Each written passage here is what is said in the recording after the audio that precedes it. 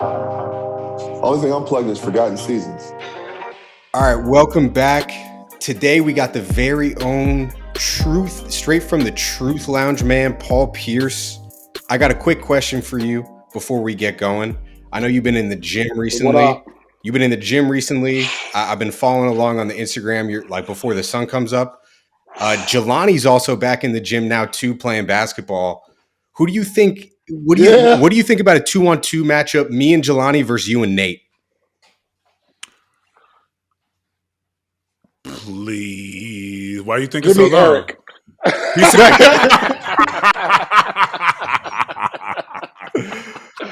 They can sub in and out. Classic. Inglewood's finest. What an answer. Paul put some thought behind that. Oh man, give me E and then we'll figure out. I don't even know if Nate got basketball shoes though. Oh, he definitely does. Bro, I think Nate should be part of your journey. I think it's a new show waiting to happen. You and Nate locked into the gym. It could be a body transformation for him. Right. He can move up to 100 pounds. So, oh no, today was rough. So, man, I think for today's episode, we're going to talk about kind of your rise to stardom, coming into the league, and then 2002, where you come 2 games away from the finals, man. Before we start, man, I know you're watching the highlights now. Like, do you think that your pre-Big Three Celtics career is just slept on in general? I do. I think a lot of kids didn't even know who I was before the Big Three. You know, I made a lot of All-Star games. You know, I made a couple playoff runs. You know, and, you know, I guess when the Big Three kind of got together, it was around the time of social media coming into play. And so we weren't a team that was nightly on national television. And so, yeah, I think it is pre-Big Three slept on. And so, like, when I retweet something on Twitter, highlights from pre-Big Three, and put it on the social media, people are like, whoa, I didn't know he actually can dunk.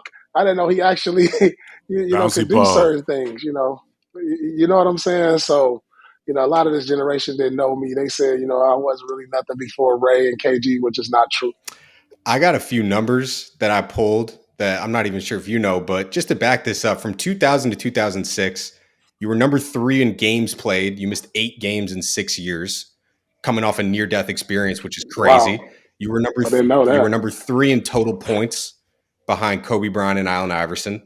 You were number 3 in total minutes. I think KG's up there, and there's one other player. And then you're one of 3 players over that stretch to average 24, 6, and 4. T-Mac and LeBron were the only other ones. You made 4 All-Star games. You made the playoffs 4 times. You won 3 playoff series. And again, you nearly made a finals. Before KG and Ray got there, who do you think you're like what's the starting 5 that you could build, or just like the 5 best players that you played with before KG and Ray got there? Because I know you're watching now. Before we get there, hold on, Pete. Before we get there, every time he does this to a guest and somebody, like, he pulls these stats out, and just to see you, and I know you know stats, you know what I mean? Like, just to see you face, you're like, oh wow. How does that make you feel, like, when you hear those stats? Because you be busy during the game, you're not thinking about where you are against who, this, that, there. Now that you're a Hall of Fame player, and yet still statistical lines like that surprise you. How does that make you feel when you just, you know, hear numbers like today, like until this day still surprise you, and you're a Hall of Fame player? I mean, I feel like definitely the numbers lie. Men and women lie, numbers don't. But at the same time, make you feel kind of underrated. I feel like I should have made more All-NBA teams, you know, and I think if they didn't go by position, I would have made more All-NBA teams, because a lot of players at my position, I mean, it was stacked. The wings was stacked Legacy in the early players. 2000s. Kobe, Vince, T-Mac. Kobe, Vince, T-Mac, Ray Allen, Iverson. I mean, you had so many. It was like night in and night out. Sean Marion, you know, it was just Peja Stojakovic. Glenn Big Dog Robinson. It was so many guys at that position. So in some ways, I think it just gets overlooked and kind of underrated. But I feel like I was up there with the best of them for a long time, and people don't really know that. So give us the five. Who are the five best players you think you played with before KG and Ray got there? Okay, the five best players I played with were Antoine Walker. Employee number 8. Jeez. It gets a little bit tough after. Third best. Wow. Maybe Al Jefferson. Young Al Jefferson. Rajon Rondo. Okay, yep. I don't know. I played with an older Gary Payton, but he was kind of like older. Man, this is crazy. What about like a Tony Battie? What about the Batman? Does he fall in any? Does he ring any bells? Well, I think Al was a better. I think a Al better was pick. Better. Okay, yeah, sure. Al. Jesus. We got Ricky Davis, Kenny Anderson, Eric. Ricky D. Come on, there you go. Come on, yeah. Ricky D. Yeah. Ricky D. So Ricky D. Rajon Rondo. Al Jefferson, Antoine Walker, and then maybe Ron Mercer. Ooh. He said, ooh. Shout out class of 95. Good pull. Good, nice pull. Yeah, good maybe Ron Mercer. I mean, I know he averaged like 16, 17, 18 points. I think you say Rondo and Al Jefferson. I think it's important to also mention that that's straight out of high school, Al Jefferson for 2 years. He's like 19 years old. Rondo was young. And rookie Rondo. And rookie Rondo. Speaking of Ricky Davis, we had him on the show like a year ago, Jelani and I, and he told we talked a lot about that Celtics year. Obviously, that's your boy. He told a story that when he first got there, he was starting when the season first started, and that was Doc's first year. And he said that you went to Doc and were like, "Hey, Doc." Shout out to Ricky, but from Ricky's standpoint, you asked Doc to move him to the bench because you needed to let the game come to you and get into the flow. And Ricky was straight off the bat shooting.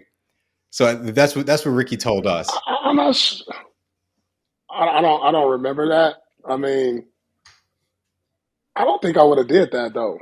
I mean, I enjoyed having another guy who could take pressure off me in the scoring department. Ricky was a 20-point scorer. I don't think I had any influence on him coming off the bench, though. I mean, I was still the number one option. I loved the way Ricky played and how aggressive he was because he took pressure off of me. I don't know though, man. I don't think I would have did nothing. That it wasn't even malicious. It wasn't in a negative. It wasn't in a negative or malicious way, like he said. You know what I mean? He said that's what he thought. Because maybe it was a situation to where I was like, Ricky wanted the ball more. I remember those times where I might shoot 3, 4, 5 times in a row, and you can kind of see because he wears emotions on his sleeve, and he probably doing this. And I'll probably like, man, he'd probably be better off the bench. He could just control the second unit and get more looks. Maybe it was something like that, as casual as that. I mean, but, Ricky was great for us, I thought, man. He took a lot of pressure off me. But, who knows? Maybe I did. Shout out to Ricky Davis. He That's my boy. Yeah. Get buckets. Ricky Davis. Facts. Get buckets. He also said Did Ricky say he was the first one? Well, did he say he was the first one to wear the armband? He said he did. He said that on our show. With the number. With the words on it. Yeah. You're not buying it? True. Okay, yeah. Okay. No, that may be true. Okay, it may be. I'll give Ricky that. Yep. I think we're gonna have to, man. I'll give Ricky that. Yeah. So I'll give Ricky that. So last thing I'll say before we get into the beginning of your career, I grew up a Knicks fan and in the 2000s, and you're well aware, I don't think anybody absolutely killed the Knicks more than Paul Pierce in the 2000s. It was to the point where if it was a tie game and you guys had the ball with 20 seconds left, we just didn't even watch. It was we already know what's going to happen. And I know you probably get asked this all the time, and I don't even want to touch on it, but to me, from a Knicks fan perspective, I feel like I come neutral. We don't usually like Boston teams, but the whole Dwayne Wade conversation, me personally, I don't think that's far-fetched at all. I think it's, obviously you're going to think that in confidence, But I don't know. I just back to the point, like, about how you're underrated. Like, I just feel like that thing gained way too much attention. And I would say that most Yeah. like real basketball fans, like, it's really not that far fetched, especially when you look at the careers before you had all the help. Like, you just laid through the teammates. Yes, Wade won a championship. He did have Shaq. He had Gary Payton, Jason Williams, Udonis Haslem. But I just wanted to say, like, coming from I feel like a neutral standpoint, like, that's not that far off at all to me. I mean, I didn't think so either, but I mean, obviously Wade has more accolades and won more, and really benefited from playing with a lot of great players. But I didn't think it was that far off either. No, it wasn't. And everybody from the soil and the turf that's been a part of the association knows exactly what Paul was talking about. There's a reason why he has one of those jackets and one of those trophies. We acting like Paul ain't got no accolades. We talked about how Hey, Paul's listen, man, you got to believe in yourself. That's what made me who I am.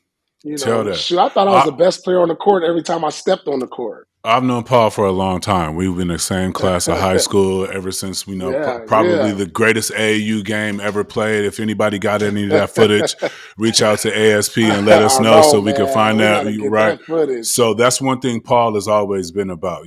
Even before the truth, he has been confident in his skill set, confident in being a LA kid, being a Celtic, confident not going to Southern California school and going to Lawrence, Kansas to play basketball.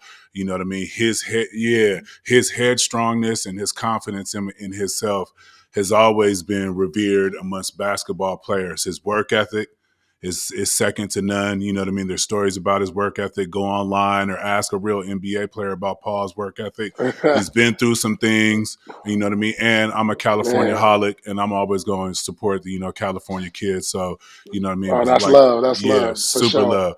And just to be an outsider, playing against Paul in the NBA, being a Laker. Man, we've been playing against each other since what? Like 13, 14, P? Ninth grade, you know what I mean? Yeah. So it's been a long time. Ninth grade. I've always rooted for him. And playing against him once he get cooking against a teammate, you know what I mean? They get to talk like, it's P. You should have got some sleep last night. You know what I mean? Like throughout the years, throughout the competition, I've always been a fan because of his confidence. But I didn't mean to jump in right there. P, go ahead to speak to your confidence, and even before the Truth nickname, how you got on this run. I got a quote from I got a quote from that time from you where you said, first off, I got two quotes actually. You said, I don't care if I'm 0 for 20 or 0 for 30, I'm still going to shoot. And you also said, if they, meaning your team, see me out there losing confidence, they lose confidence. They need to see me playing basketball the way Paul Pierce plays basketball. Yeah, I always thought that as a leader. You never want, as a leader, your teammates to see you down or discouraged, and I think that's something I prided myself in, no matter how good or how bad the game or the day is. I always want to stand strong, and I think that's just a true leader, man. You got exuberant confidence, and it's just, that's how I've always been, man. I remember one.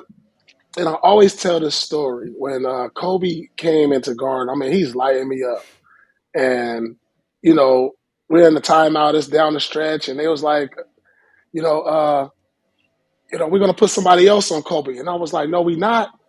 I'm like, no, I got him, and I had to yell it like we are not switching, and I wind up playing good defense down the stretch. And it was just like, that's who I was, though. It was just like I was never going to run away or shy away from the moment, whether it was good or bad. You got to take your lumps in this league, and you can't be afraid to. And I think that's, what made me who I was. Where does that come from?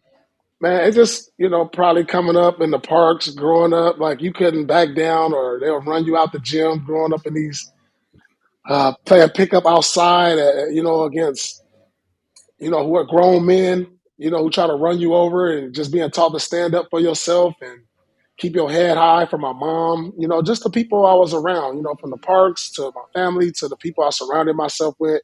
I took a piece of, those things from a lot of them. And, I saw how it drove them, especially my mom. She never, never had a bad day. It felt like, even though, things were always good, we couldn't do certain things. She just always was smiling, confident, and moving on to the next. And so I credit her with a lot of that also. Shout out to mom, man. Shout out, mom. So going into the beginning of your career, I think a slept on detail of it. I heard you just talk on Draymond's podcast about coming back from the stabbing, and you've told that story, and that alone is worth a movie or something. But you got to understand, like, the Celtics organization that you're walking into. I think everybody kind of thinks of the Celtics as like they've always been good. It's like the Yankees, the Cowboys, like they're always good. But right before you got there was probably the worst stretch of their franchise. They missed the playoffs for the 3 years when you're going in there. And in the previous 10 years, Len Bias dies and Reggie Lewis also dies, who were supposed to be like the next faces of the franchise. And then you almost die. And not only do you not die, like you become one of the best Celtics of all time. I've always just thought, like, again, the stabbing alone, incredible, incredible story. But when you realize, like, that's almost the third Celtic star to like tragically die right when they were about to be good. And then to make that run 2 years later where you're in the conference finals, like, I mean, just what do you think about that? Like, how do you even put that into words? I know. I mean, I've thought about that a lot, just, first of all, just going to the Celtics, I wasn't too thrilled to be a Celtic when I got drafted, because I knew how much I hated the Celtics, and everybody knows this. And I never even worked out for the Celtics for them to draft me. They asked if you wanted to get traded, right? Yeah. So like after my stabbing, I had a lot of different meetings with a lot of different people in the organization, Rick Pitino, owners. He was like, Paul, it's up to you. I can get a trade for you. You don't want to be in the city anymore. I think at the time the trade was to go to Houston. There was a trade to go to Houston at the time. I remember. I forget who it was for. And I was just like, you know what, man, I really enjoy being in Boston. And I just didn't want to run from whatever was going on. I didn't know if somebody wanted to kill me or there was a vendetta against me or anything, but I was just like, no, I want to be here. I want to play in Boston. That's how much I love the organization. That's how much I love the tradition there.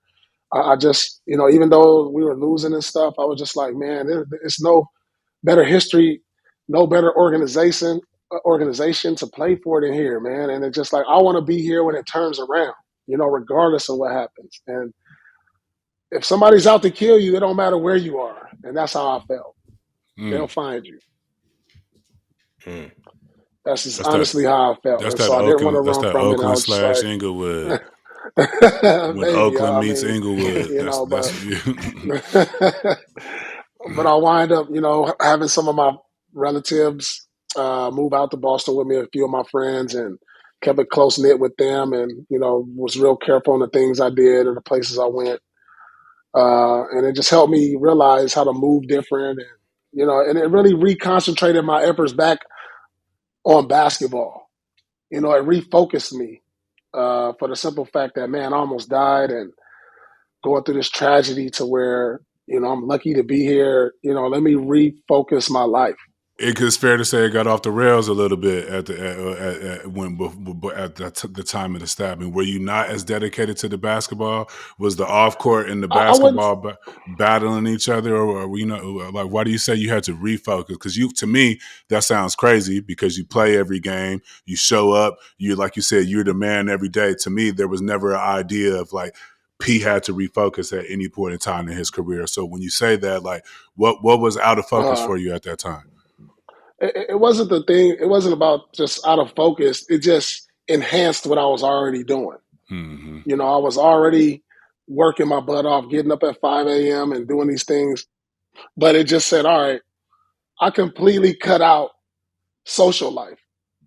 I think you got to have balance when you're going through long seasons and dealing with ups and downs. And, there's times you want to go out with your friends and get out the house. Mm-hmm. It's just like I completely cut all of that off and just really focused on completely basketball. And so it wasn't like a deal to where I'm saying I wasn't focused. It just enhanced my already top-notch focus to another level that I didn't know I had, but I did. As messed up as it sounds, like, do you think if that doesn't happen that you still have the career that you ended up having, or did that kind of pouring all into basketball essentially make you into the superstar? I don't, you know what somebody said after my stabbing, one of the reporters, I remember he said, "You look like you're playing meaner." And I don't know if I didn't get stabbed. I think I still was trajecting toward the way I was trajecting, but maybe it enhanced my attitude. I just, I ended up going to the free throw line more. I just played with more aggression. And I think because of that, I used all my built up animosity to what happened to me on the court. And would I have been a 10-time All-Star NBA champion? I still believe those things would have happened. But, some things happen for a reason, and it made me stronger. It made me smarter, and it helped me grow up really fast, actually, and mature a lot faster than I probably would have before. So you play No. Yeah, but right before no. Now that's all fine and dandy, but part of the reason why I'm here is to Club Shiznit, Paul. You know what I mean? I want to know. I don't need the exact details. I just need you to give me the top 3 to 5 Club Shiznit team. Who are some of the all-time performers at Club Shiznit? First team all Shiznit. All right, so for people who don't know who Shiznit is, I have in Boston, I had a really great basement space to where I had a bar, a pool table, a movie screen, and we would and I'll tell you the reason I would do this. I would have the guys come to my house and hang out, and it would be a private party instead of us going out. And I knew we would be safe. I had food for us. We had security, and I would just do it at my house because this is after the stabbing incident. I would do more stuff at the house because I knew it would be safe. It'd be controlled. It'll be friends, family, close people that I know and my teammates know. And we made a fun night of it, especially on days where we didn't have practice the next day. Mm-hmm. So I was like, all right, guys, we got Shiznit coming up. We can go to my house, hang out, have a good time and not have to worry about looking over our shoulder. Mm-hmm. And so, in saying that, top 5 Shiznit players, first team all Shiznit, who really enjoyed it. First team all Shiznit. Definitely Ricky D. Number 1 overall. Definitely Gary Payton. Definitely Tony Allen. Mm-hmm. That's 3. They was there. GP did not want to be in Boston, but once he came to the first Shiznit, it was good. He was like, "All right, I'll be good here. I'll be good here in Boston." And then I had to say, oh man, outside of anybody, teammates only. No, we don't have to. No. It don't have to my be. My cousin David definitely first team all. Yeah, there you go. All Shiznit. And let's see, Tony Allen, definitely GP, Ricky D, cousin Davo, and then I remember I didn't let Perk and Al Jefferson come because they wasn't over 21. How responsible of you! Way to be responsible. This whole thing is a brilliant idea, Paul. The whole thing is a brilliant idea. You get to socialize and bring back some components out of your life that were missing. You're keeping everybody safe and out of the streets and cheap, saving money, and you keep. And the young fellas out the way. Yeah. And we had a good time. It's brilliant. So, and saying that, Gerald Green couldn't come either. He wasn't of age. Oh, man, who else? Tony Allen. And maybe Jay Reed, rest in peace, Jay Reed, man. One of my ex teammates passed a few years back, man. But Jay Reed, he was loyal. He was a loyal soldier of Shiznit. Legendary stuff. Something that Stack always points out about your game, and I think it's interesting. Obviously, you're one of the best like mid-range, mid-post scorers ever. Where'd the inside pivot come from? Like it seems like whenever you catch the ball on like the wing or the block, it was always a pivot spinning on your left and using your left foot as your pivot foot so you could push off your right. And I feel it seems like you always did that on the catch. And Stack has like praised that, said that a lot of guys kind of took that from you. Why'd you do that and why'd it work for you? Well, I always tried to find new ways to work on my game. And I was just like, everybody was so used to me. You're taught to pivot opposite of your strong hand. So if you're right-handed, you're pivoting with your left when you face up. Well, I was a pretty strong left-handed driver. And I finished at the basket left a lot. And I was like, you know what? Instead of like wasting motion trying to pivot to the right, jab, and go left, I started working on my pivot with my right leg. And it was in the summer. I would always do it. And I like to finish left because, the scout report, when you first get in the league, he's strong right-hand driver. And so I was like, man, I'm going to throw you off. It threw players off because players did not practice pivoting with their left. If you were pivoting with your right leg, when you're a right-handed player, players didn't practice that. And so I just started practicing it. I used to shoot jumpers off of it, and it threw players off. It looked kind of awkward, and it threw players off. And so I just worked on it one summer, and I came back, and it was tricky. It was tricky. Super tricky. Players just did not do that. And so I used that move, and it's just like I put it in my game. And so I always try to find different ways to add to my game each and every year. They say, what is it you're going to do this summer to get better? And what are you going to do this summer to work on your game? And that was one of the ways I did. Who were some of I always took pride in the footwork. Who were some of your scoring influences that made you want to like take pride in footwork and stuff like that, and like being tricky and off schedule? Because when I think of you, I think of your game and knowing you're tricky, off schedule. You know what I mean? Doing things, and you know what I mean. You are a little off schedule, P. You know what I mean? Like you said, nobody has seen that before. You know what I mean? The inside reverse pivot. Right. Give me somebody, I got a lot of that stuff. I think a huge influence on this. And I don't think I've ever told him this.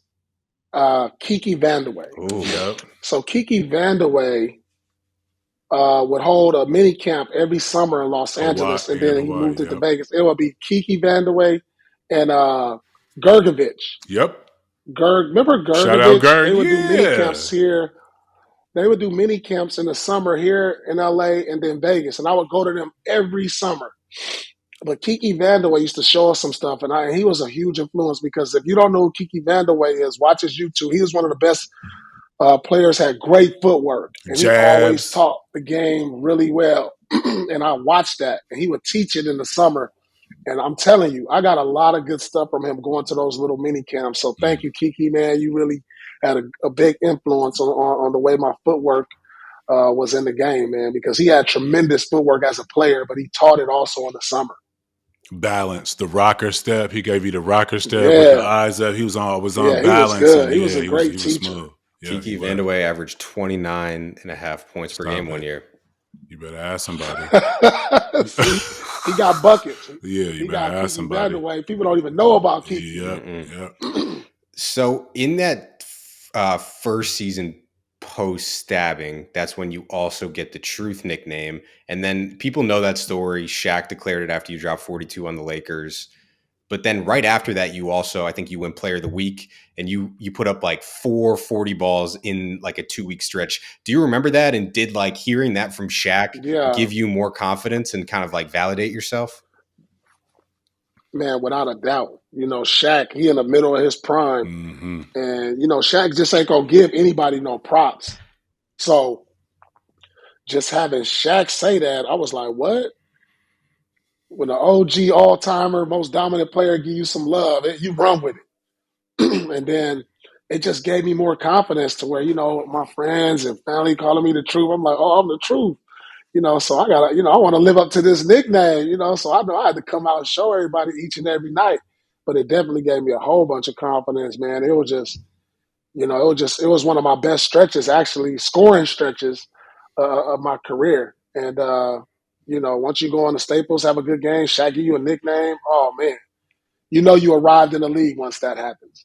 That's when your Nike package changed. That's when you start getting the Truth logo, the Truth logo on the Nike stuff. How quick did that happen? How quick did it just become like, was it overnight?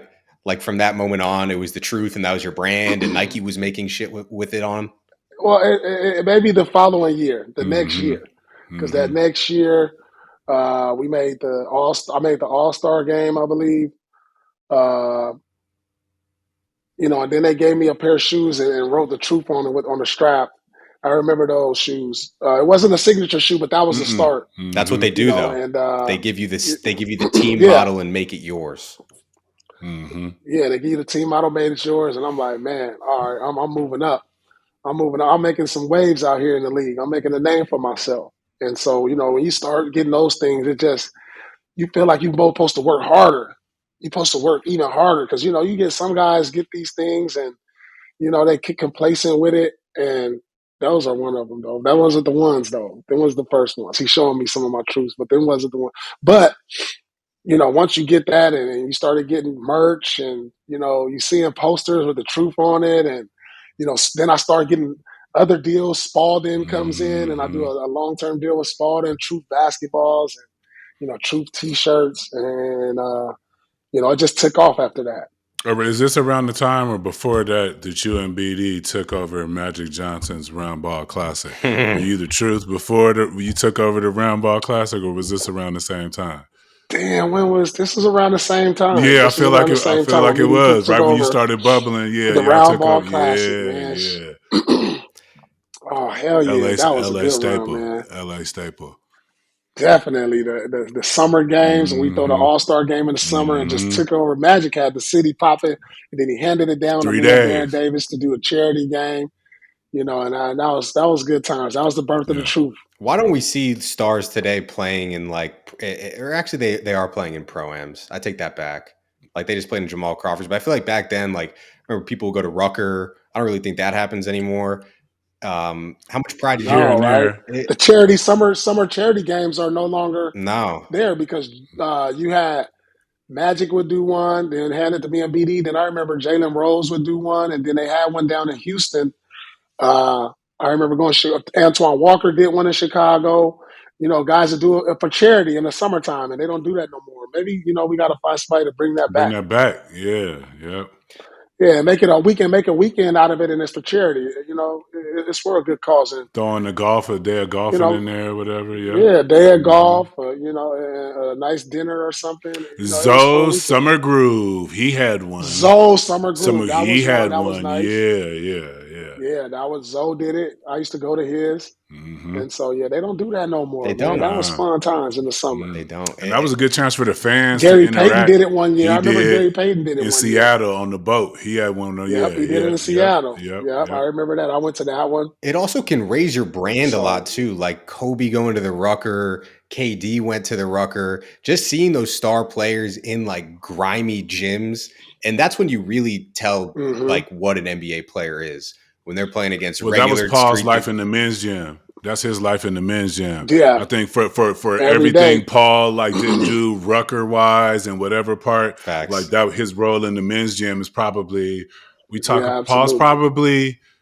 1A, probably one. He's not one in the men's gym all starting five. Paul and Kobe. You know what I mean? I was there every day religiously and serving fresh off the sand dune and right into a serve. That's where I got better. Yep. Yeah, that's where I got better. Yeah, man. But you know what? Players don't do those type of things no more because they not worried about creating their brand because of the social media era we're in. So they're able to promote themselves and what they're doing right there on their phone. And so, whereas in my era, you went out there things so fans and people can see you and identify with you to where now they can see your whole life right there at the click of a button now. Good point. So coming off that, the last month of the 2001 season, it seems like you take maybe another leap and then you carry that into the 2002 season. 2002 season is when, you're an all-star, you're all NBA. You have 21 double-figure fourth quarters, and you lead the league in fourth quarter points, 552 fourth quarter and overtime points. So this is when it really feels like you make your mark. I think it's a new arena too in Boston, right? The Fleet Center. So you make the first. They change it. They changed it from the Garden. So you make the first playoffs in this new building. What was the energy of Boston like? Because again, this is their first really real good playoff team since the early 90s. Probably. How crazy was that Boston atmosphere in that 2002 season? Man, I'm telling you, I've never seen a crowd as good as Boston. But even during losing years, we would have pretty good crowds. But when we made the playoffs, man, that was my first playoffs. I was like, damn. I heard the crowd from the locker room. It was just incredible to be in that building and that atmosphere for a playoff game for the first time in 2002.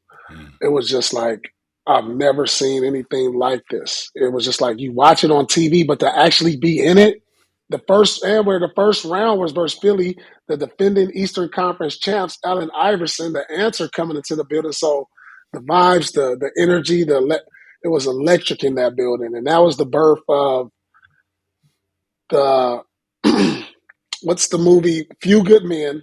Mm-hmm.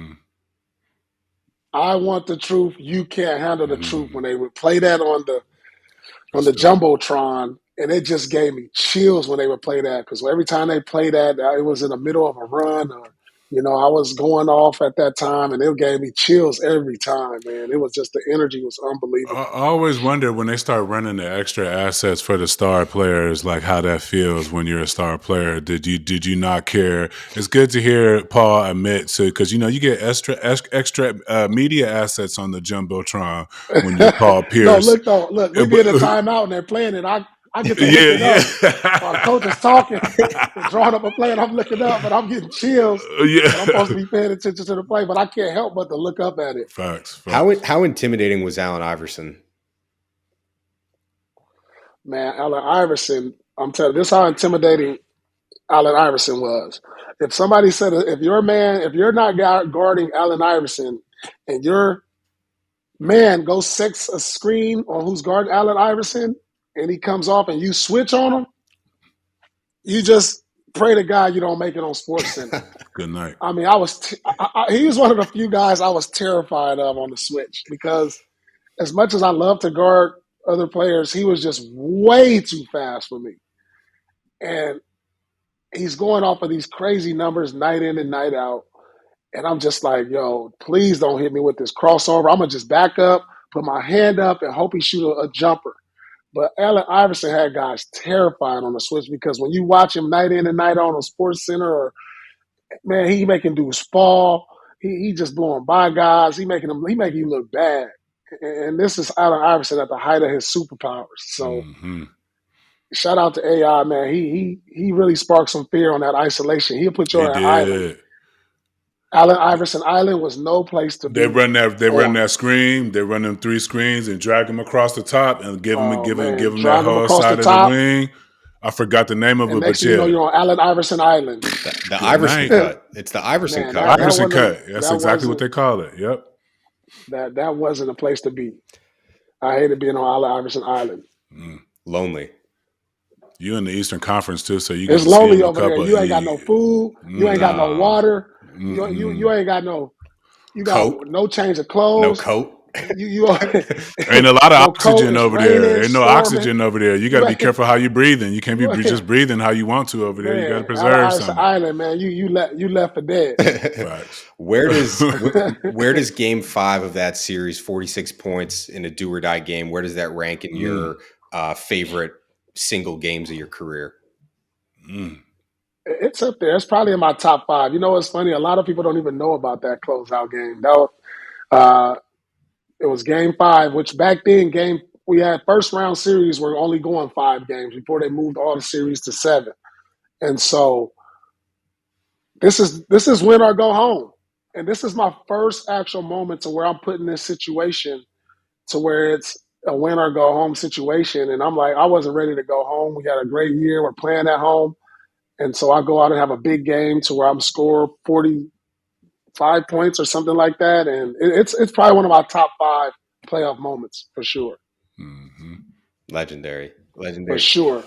Do you think they should bring back best of 5? I don't know if they ever will for the TV deal, but do you like the best of 5 first round or the best of 7? I think best of 7 shows who's really the best team. Mm-hmm. But in a round But 1, best of 5, you'll get more. In round 1, best of 5, you're gonna get more upsets. which people like. Definitely. I don't know. I like 7 though. I like 7. I like 7. 5 is Yeah, I like 7. too much luck involved. 7, somebody get hurt and get a chance to come back. 5, somebody get hurt, it's done. 7, somebody get It's hurt, done. get a chance to come back. You know what I mean? Whoop-de-whoop-de-whoop. And there's more storylines. Yeah. It's hard to, you can't really win. It's really hard to win a 7-game series if you're not actually the better team. That's what I mean. Yes, absolutely. Mm-hmm. So Pistons, you go through the next round in 5. And then the Nets, who end up getting you again the next year. This is in the middle of their back-to-back finals run, the first year of it. Yeah. Is that a historically underrated team? And is Jason Kidd also a historically underrated player? Like how good were they? J Kidd. Was J Kidd the best? I couldn't sleep because of J Kidd, man. Was he the best player in the world? I thought J Kidd, me personally thought J Kidd was the best player in the world in 2002. 100%. I mean, dude had eyes in the back of his head. The way he controlled the game, the way he passed the ball, his IQ is off the charts. He is historically, I believe, underrated. I mean, I thought Jason Kidd was the best player in the world at that time, man. I just felt helpless on what you can do with him out there. I mean, you talk about a guy who wasn't a great shooter, but found ways to get to the basket even when he backed off of him. Transition was unstoppable in transition. You just hope you scored. Even when you score, if they got the ball out fast, he's pushing the ball and he's making passes only J Kidd, only like 3 or 4 players in NBA history can make. I mean, him, probably Magic Johnson, Jason White, Chocolate Williams. Probably that's it. That's Stockton, it. Because he was doing it at full speed. That's it. He was doing it at full speed. Nash was going east to west, and he coming down a pick and rolls, throwing a little slick shit. J Kidd was doing this shit at 100 miles per hour. Those 3 you named, White Chocolate. Who did you say? J Kidd, White Chocolate. Who was the third? Magic. Full speed. Magic. Yeah. Full speed. Who are you? Those guys. Who's a better defender at their peak, Gary Payton or Jason Kidd? Gary Payton. Mm-hmm. Gary Payton, though, I don't know. Gary Payton was intimidating on defense. I mean, he was wiry, strong, 6'4". He'll pick you up full court, talking to you the whole way, looking at you with that look, that meme. I mean, it was just his Can't presence. Post him up. Couldn't post him up like you thought you could. Gary You Payton wanted is to one either. of the top. I personally think Gary Payton is one of the top 5 defenders ever. P, did you get a few years of the hand check? If I'm not for sure, you at least got 1 or 2 years of the hand check, or was it transitioned out by the time? Yeah, you can still put your hand. I think you can put your hand and definitely your forearm on people. You can definitely put your hand on your forearm on people. Yeah, you can definitely do this. Mm-hmm.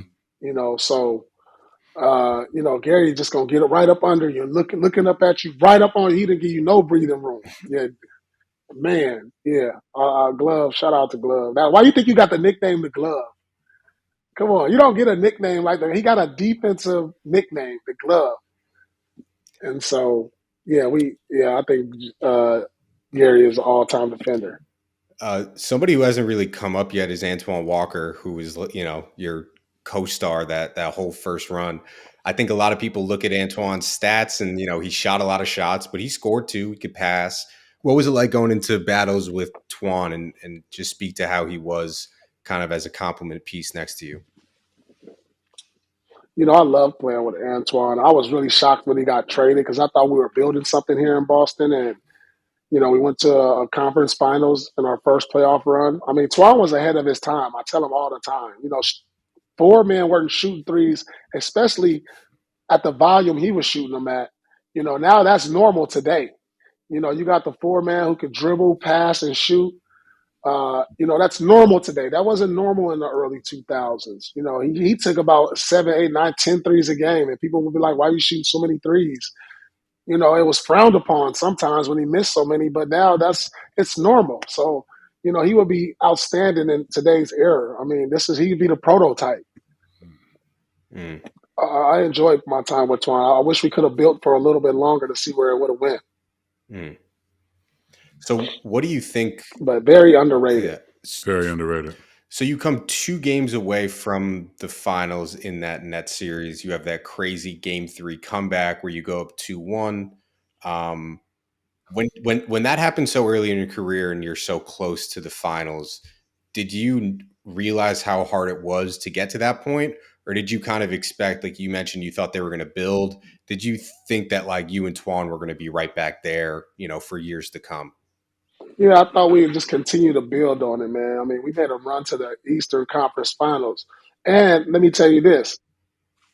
During the regular season, I think we played the Nets 4 times. I think we beat them 3 out of 4. So I think we went to that series like, guys, it's a real chance we can go to the finals. We've owned this team during the season, and why should that change now? And so to come so close, and I figured we can build on it because I thought that's how the NBA went.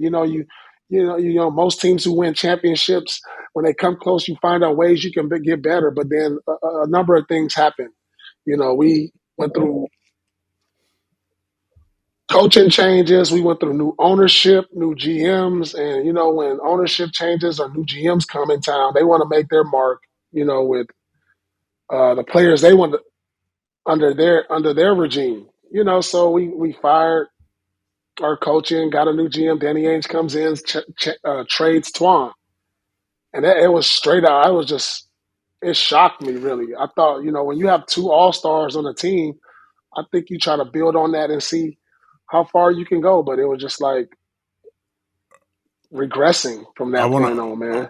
I want to go back. I want to go back a little bit and seeing like, do you think, and you can speak to this, do you think a lot of people make a big deal out of Kmart and the Twan matchup, that series, right? You know what I mean? Some people say, Kmart got the best of Antoine, and you know what I mean. Basically, may or may not be the reason he got, maybe ended up seeing his last days in Boston.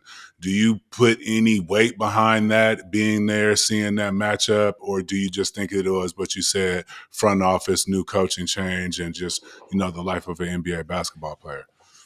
Yeah, I think it's more of that. I mean, Kmart was one of the great defenders in our league. He came in as known for being a great defender, very physical, block shots.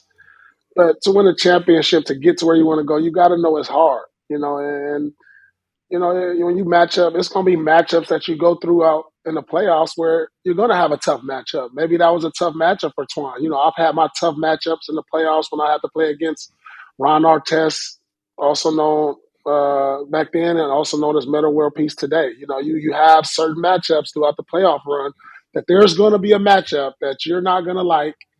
But if you want to get to where you're going, you're going to have to go through this. Mm-hmm. And matching up with LeBron, do I want to play 7 games guarding LeBron? I mean, hell no. I mean, Jesus. You don't sleep some nights. But yeah.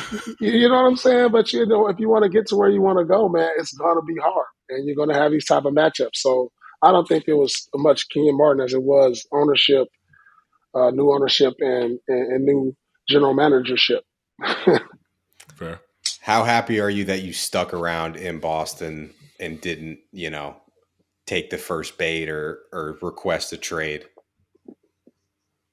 Well, I mean, I'm happy I stuck around, but it was a mutual thing. The owners wanted me there. Danny wanted me there because we had several meetings. They was like, look, we don't want to trade you. We want to build with you.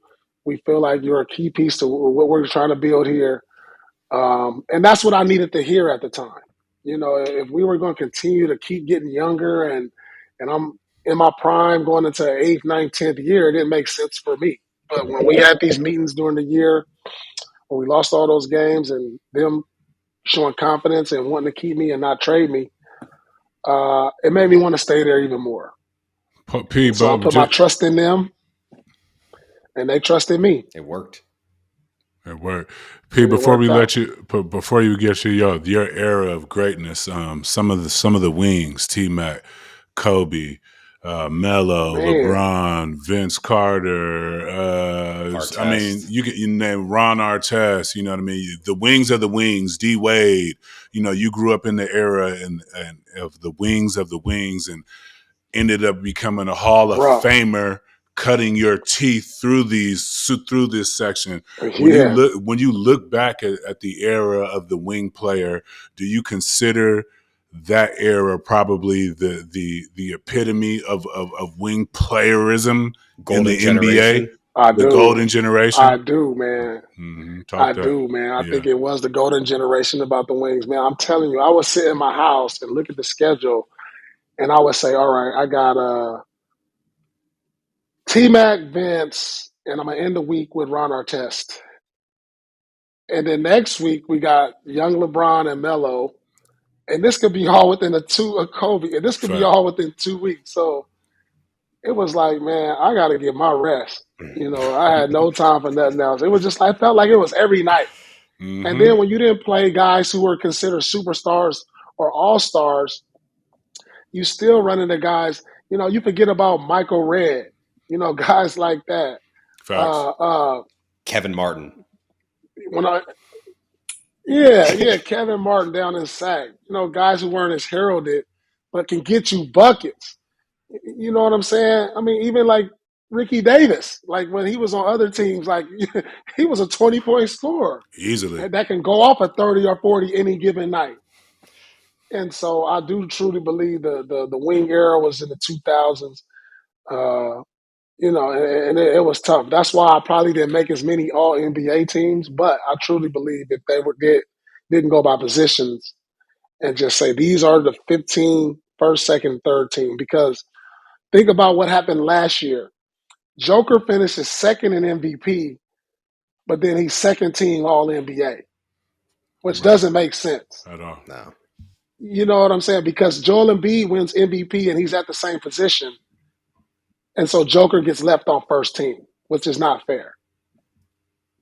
It's got to be positionless. So it's got to be positionless. You know, yeah, it has to be positionless.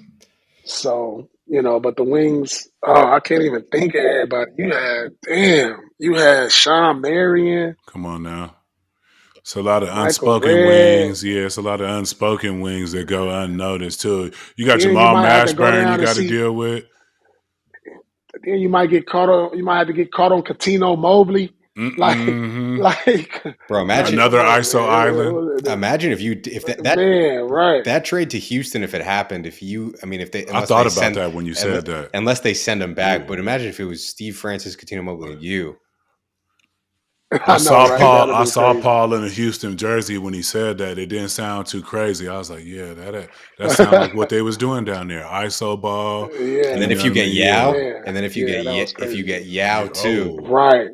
And then Yao too. Oh, that would have been crazy. Why don't people talk about Yao Ming? What was it like playing against Yao Ming?